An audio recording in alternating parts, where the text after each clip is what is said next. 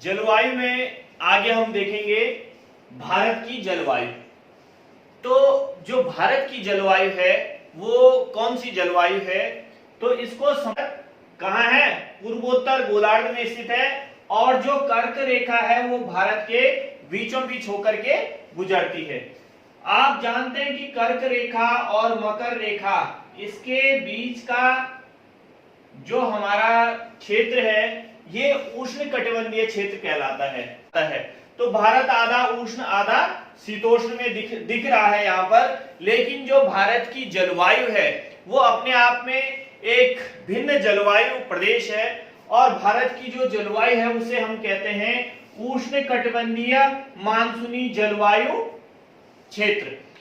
उष्ण कटिबंधीय मानसूनी जलवायु जो है वो भारत की जलवायु है, ट्रॉपिकल मानसून क्लाइमेट। तो इसमें दो चीज आपको देखने को मिल रही है, एक तो उष्ण कटिबंधीय और दूसरी मानसूनी। ये दो चीजें हम अलग अलग देख रहे हैं। तो उष्ण कटिबंधीय तो यहां से समझ में आ गया कि जो भारत है वो कहां पर है, कर्क रेखा और मकर रेखा का जो क्षेत्र है इसमें स्थित है, इसलिए यहाँ की जलवायु उष्ण कटिबंधीय है। दूसरी हम मानसूनी जलवायु की बात करेंगे तो मानसून जो है वो भारत को अपने आप में एक विचित्र जलवायु वाला जो है प्रदेश बनाता है।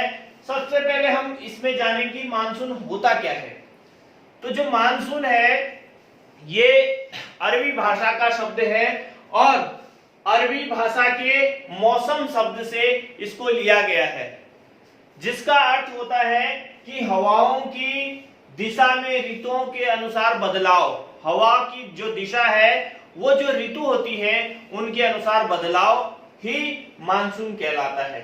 अब आप देखेंगे कि हमारे देश में मुख्य रूप से जो ऋतुएं होती हैं वो शीत ऋतु होती है, ग्रीष्म ऋतु होती है और आने वाली मानसून वर्षा की ऋतु और वापस लौटते हुए मानसून जो ऋतु होती हैं। चार प्रकार की मुख्य ऋतुएं जो है हम मानसून को जानने से पहले कुछ ही चीजें हम और जान लेते हैं।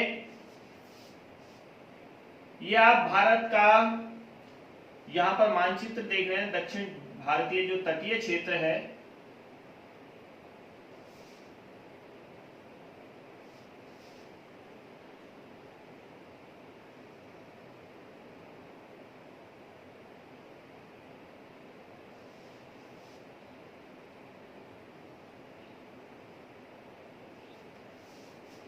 यहां आप देख रहे हैं ये अरब सागर है और यहां पर बंगाल की खाड़ी है।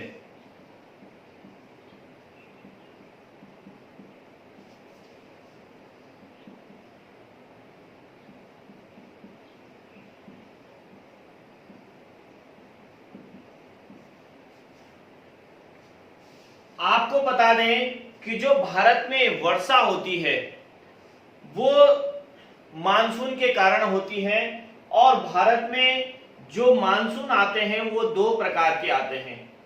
एक मानसून को हम कहते हैं दक्षिण पश्चिम मानसून, क्योंकि आप जानते हैं ये जो दिशाएं हैं यहां पर पूर्व दिशा है, ये पश्चिम, ये उत्तर और ये दक्षिण। जो क्षेत्र यहां पर होगा वो पूरब उत्तर, जो यहां पर होगा वो पश्चिम उत्तर और यहां पश्चिम दक्षिण और यहां दक्षिण पूरब या पूरब दक्षिण क्षेत्र।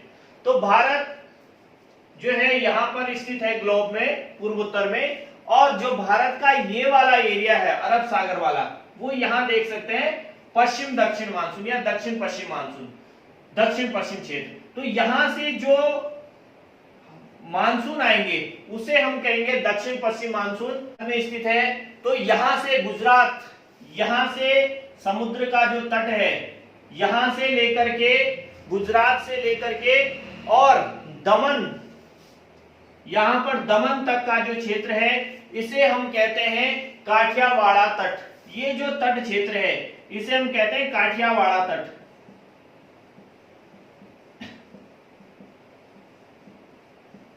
काठियावाड़ तट ये हो गया आपका गुजरात से लेकर के दमन तक।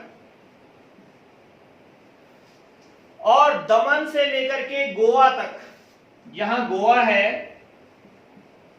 गोवा, दमन से लेकर के गोवा तक का जो हमारा ये तटीय क्षेत्र है इसे हम कहते हैं कोंकण तट। और गोवा से लेकर के कर्नाटक, यहां कर्नाटक तक का जो हमारा क्षेत्र, कर्नाटक तक, और जो हमारा केरल का तटीय क्षेत्र है इसे हम कहते हैं मालाबार तट। ये वाला जो क्षेत्र है इसे हम कहते हैं मालाबार तट।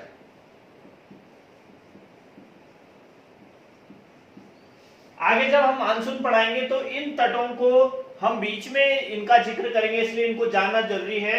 आपका यहाँ गुजरात से दमन तक काठियावाड़ तट, और दमन से गोवा तक कोंकण तट, गोवा से कर्नाटक केंद्रा तट, और कर्नाटक से लेकर के जो लास्ट हमारा केरल है, कन्याकुमारी है, यहां तक जो है मालाबार तट हो गया। तो 1 2 3 4 तट हमारे इधर जो पश्चिम दक्षिण भारत है यहां पर है।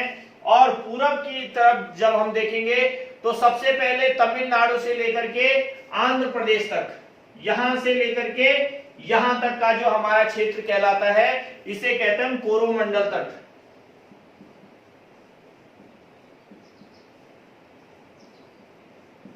कोरोमंडल तट, कोरोमंडल तट के बाद यहां पर आंध्र प्रदेश से लेकर के पश्चिम बंगाल तक, आंध्र से यहां पश्चिम बंगाल तक,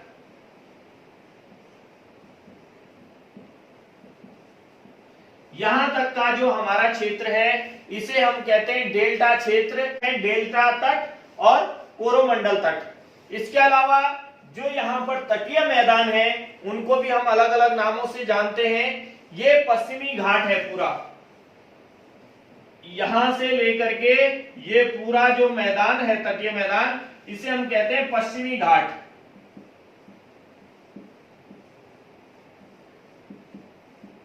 ये पश्चिमी घाट है। और आंध्र प्रदेश से तमिलनाडु तक यहां पर जो ये तटीय मैदान है इसे हम कहते हैं पूर्वी घाट।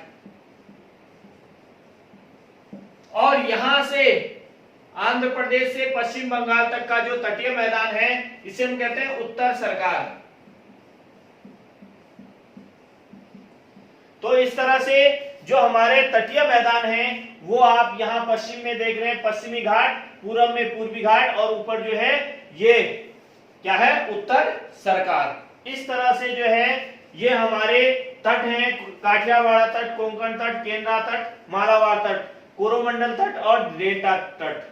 ठीक है। इसके बाद यहां पर कुछ पहाड़ियां हैं इस मैदान के बाद जिन्हें हम अलग अलग नामों से जानते हैं। ये कुछ पश्चिमी क्षेत्र में है और कुछ पहाड़ियां आपकी इधर पूर्वी क्षेत्र में है। तो जी ये पहाड़ियां हैं इनको हम कहते हैं पश्चिमी घाट। पश्चिमी घाट, पश्चिमी घाट की जो पहाड़ियां हैं, और इधर जो पूरब में है ये पूर्वी घाट की पहाड़ियां हैं। यहां पर सह्याद्री पर्वत, ये जो है ये सह्याद्री पर्वत, और ये महेंद्रगिरी पर्वत।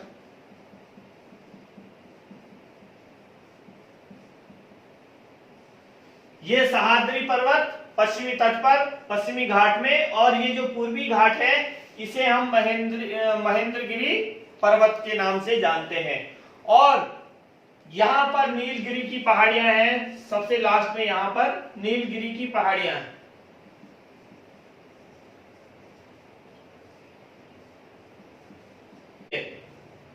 मानसून के द्वारा होती है, और भारत में जो वर्षा होती है वो ग्रीष्म ऋतु में और शीत ऋतु में, 2 ऋतुओं में होती है। नंबर 1 ग्रीष्म ऋतु,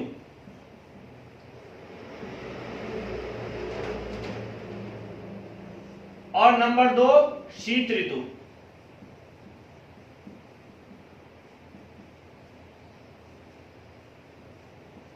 इस तरह से 2 ऋतुओं में भारत में वर्षा होती है। जो ग्रीष्म ऋतु की बारिश होती है वो आपकी 1 जून से 15 सितंबर तक,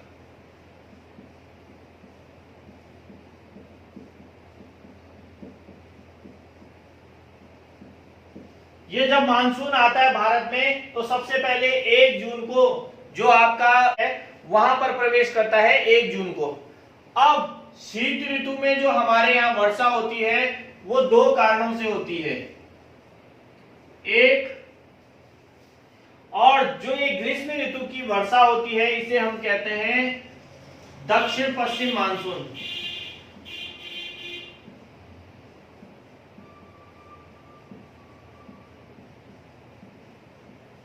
दक्षिण पश्चिम मानसून। और जो हमारे यहाँ ग्रीष्म ऋतु में दक्षिण पश्चिम मानसून से और शीत ऋतु में जो वर्षा होती है ये होती है उत्तर पूरब मानसून।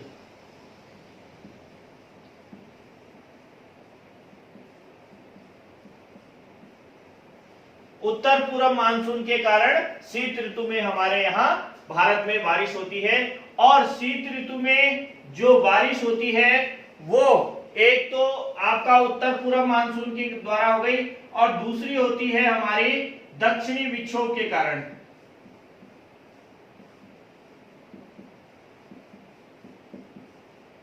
दक्षिणी विक्षोभ। तो इस तरह से ग्रीष्म ऋतु में जो होने वाली वर्षा है वो दक्षिण पश्चिम मानसून के कारण, और शीत ऋतु में जो वर्षा होती है वो दक्षिणी विक्षोभ और उत्तर पूरब मानसून के कारण होती है। अब जो हमारे यहाँ ग्रीष्म ऋतु में वर्षा होती है ये लगभग 90% वर्षा जो है हमारे यहाँ ग्रीष्म ऋतु में हो जाती है। बाकी जो वर्षा होती है वो शीत ऋतु में होती है। तो जो दक्षिण पश्चिम मानसून है ये भारत में वर्षा कराने के लिए सबसे महत्वपूर्ण जिम्मेदार है। इसको समझते हैं, ये जो दक्षिण पश्चिम मानसून है ये आता कैसे है और कहां पर ये बनता है, कहां से भारत में प्रवेश करता है। आपने अभी देखा कि जो भारत का तटीय क्षेत्र है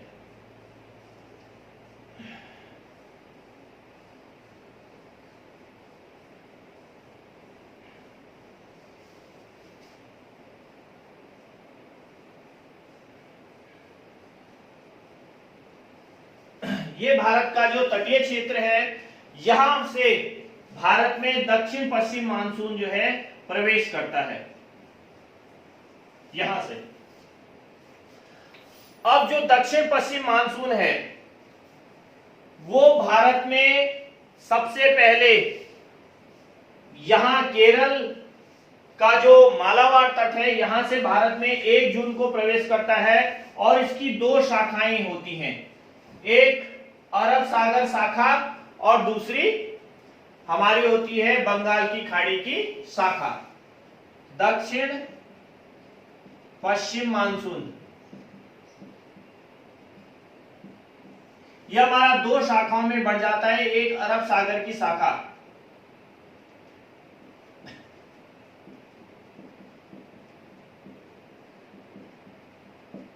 और दूसरी होती है बंगाल की खाड़ी की शाखा।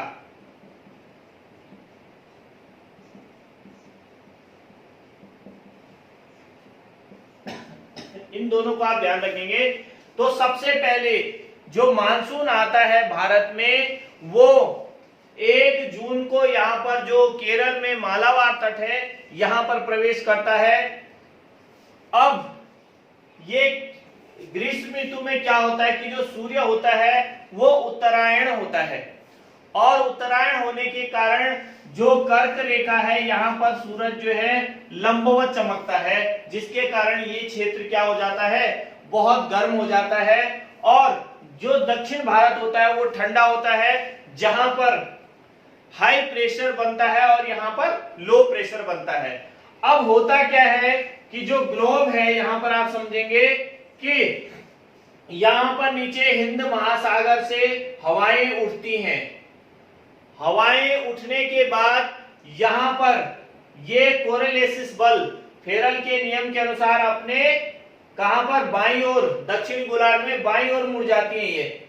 लेकिन यहां पर भारत में इतना लो प्रेशर बनने के कारण जो है ये इनकी दिशाओं में यहां से परिवर्तन होने लगता है, जैसे ये विषुवत रेखा को पार करते हैं और ये यहां से भारत के जो कोरोमंडल तट है, ये जो पश्चिमी तट है पूरा, दक्षिण पश्चिम तट, यहां से भारत में ये हवाएं प्रवेश कर जाती हैं। और ये हवाएं चूंकि सागर के ऊपर से चल करके आ रही है, इसलिए अपने साथ बहुत सारी नमी ये धारण कर लेती हैं। यानी कि जो सागर है वहां पर वाष्पन होता रहता है, और जब ये हवाएं सागर के ऊपर से चलती हैं तो ये वाष्प इन हवाओं पर चिपक जाता है, जिसके कारण ये यहाँ पर अंधाधुंध बारिश जो है करना शुरू कर देती है। तो इस तरह से सबसे पहले यहां पर 1 जून को ये मालाबार तट पर यहां पर आती है, और यहां पर जो पश्चिम घाट की पहाड़ियां हैं, ये पश्चिम घाट है, यहां पर सह्याद्री पर्वत और ये नीचे जो सारी पर्वत श्रेणियां हैं, यहां पर ये टकराती हैं। यहां पर टकराने के बाद ये इस तरह से ये हवाएं आई, इससे टकराई, ये ऊपर उठने लगती हैं। ऊपर जैसे ही उठती है या ऊपर उठने पर यहाँ पर ठंडी हो जाती है, और इस क्षेत्र में जो है बहुत ज्यादा बारिश जो है, घनघोर बारिश ये इस क्षेत्र में कराती है। तो सबसे पहले और सबसे ज्यादा बारिश यहाँ पर जो केरल का मालाबार तट है यहाँ पर होती है। तो 1 जून को जो पहली शाखा है पश्चिम दक्षिण मानसून की, वो मानसून जो है पश्चिम घाट से टकरा करके यहां बारिश कराता है। और आपको देखेंगे कि यहां पर तमिलनाडु में, यहां पर ये जो तमिलनाडु है, यहां पर बिल्कुल भी इसमें बारिश नहीं हो पाती है। इसके कारण आप देख रहे हैं कि यहां पर ये इस पश्चिम घाट से टकराए, यहां पर तमिलनाडु है, यहां पर बिल्कुल भी बारिश इस मानसून के द्वारा नहीं होता है, जिसे हम क्या कहते हैं, वृष्टि छाया क्षेत्र कहते हैं। इसे हम कहते हैं वृष्टि छाया क्षेत्र।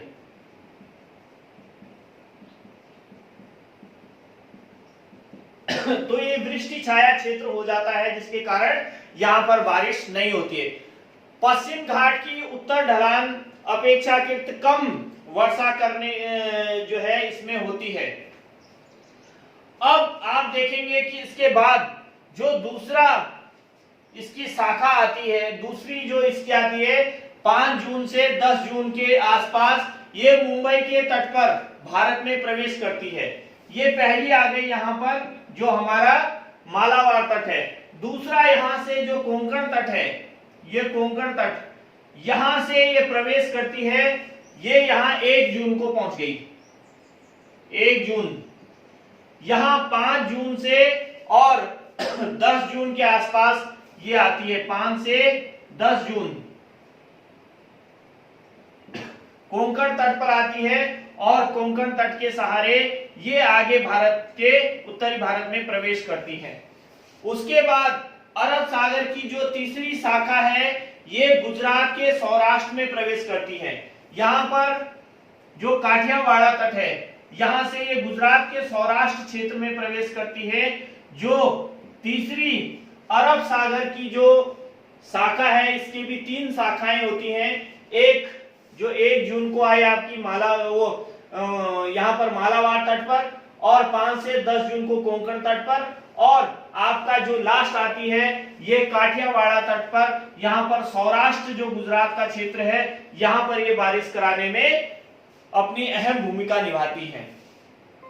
तो इस तरह से बंगाल की खाड़ी से आने वाली जो मानसून पवने हैं, ये इनके साथ यहां पर मिल जाती हैं। अब जो दूसरी शाखा है वो यहां से बंगाल की खाड़ी में चली जाती है।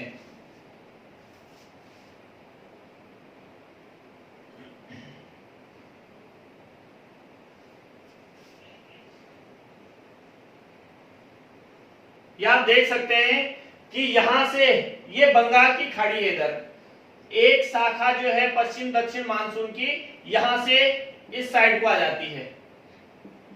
अब ये जो शाखा है, ये आप देखते होंगे कि ये बंगाल की खाड़ी से जो है ये बहुत ज्यादा नमी और ग्रहण कर लेती है, और यहां पर म्यांमार में इस क्षेत्र में यहां पर अरकान की पहाड़ियां हैं।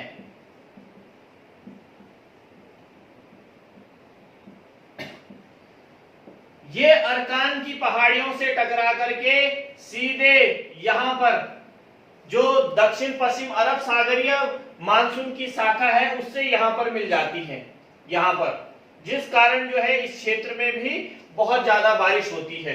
अब जो ये बंगाल की खाड़ी की शाखा का जो मानसून है वो यहां पर मेघालय में स्थित है और यहां पर ये बहुत ज्यादा घनघोर बारिश पैदा करता है इन क्षेत्रों में, और यहां पर लगभग 1000 मिलीमीटर से भी जो है अधिक वर्षा जो है ये कराने में यहां पर कामयाब होता है।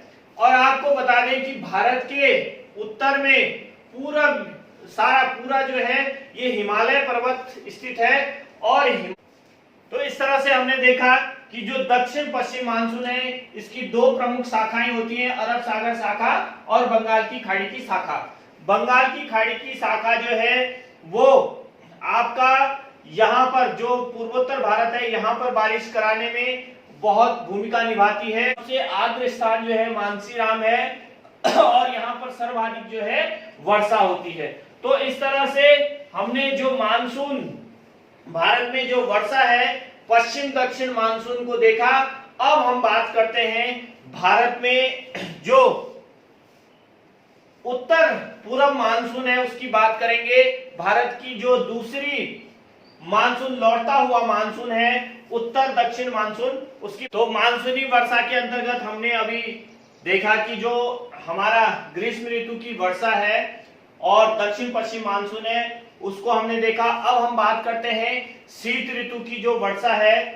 अब शीत ऋतु में होता क्या है कि जो पृथ्वी है यहां पर शीत ऋतु में सूर्य दक्षिणायन हो जाता है जिसके कारण मकर रेखा पर सूर्य लंबवत चमकने लगता है।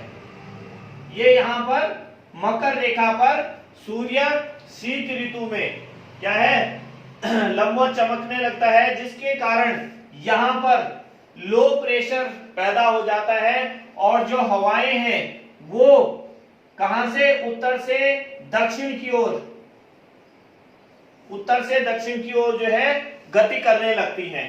तो इसमें भारत में जो मानसून है वो शीत ऋतु में किस तरह से देखा जाता है।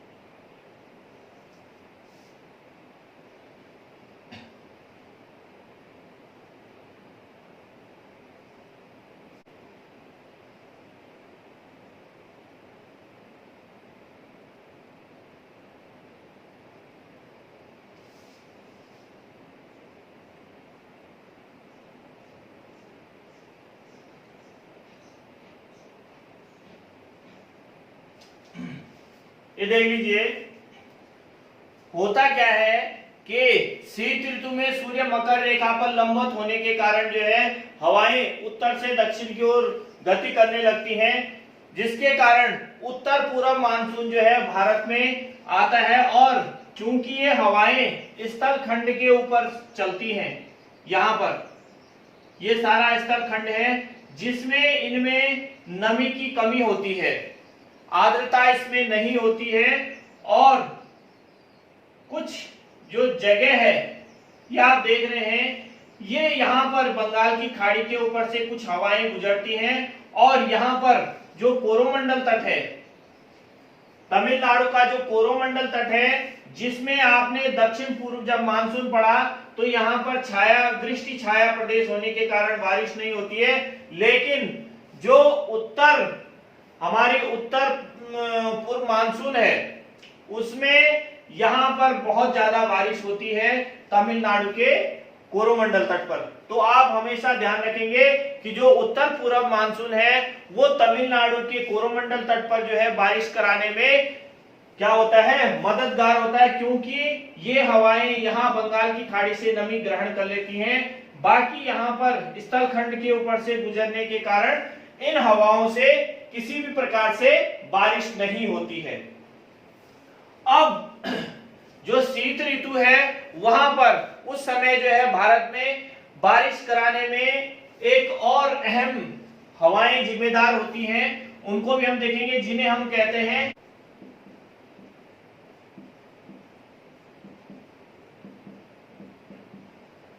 पश्चिमी विक्षोभ। होता क्या है कि यहां पर अरब सागर के ऊपर से कुछ हवाएं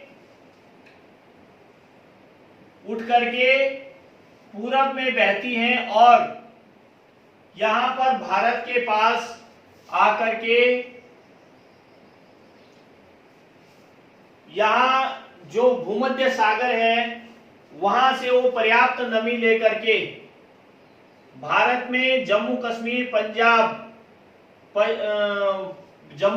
पंजाब, हिमाचल प्रदेश और उत्तराखंड, इन 4 पहाड़ी राज्यों में ये बारिश कराने में जो है भूमिका निभाते हैं। यहां पर जो उत्तराखंड, हिमाचल और जम्मू कश्मीर है, इन 3 प्रदेशों में ये हिमपात के रूप में इनका वर्षण होता है, जबकि यहां पर पंजाब में जो है ये बारिश के रूप में बरसता है।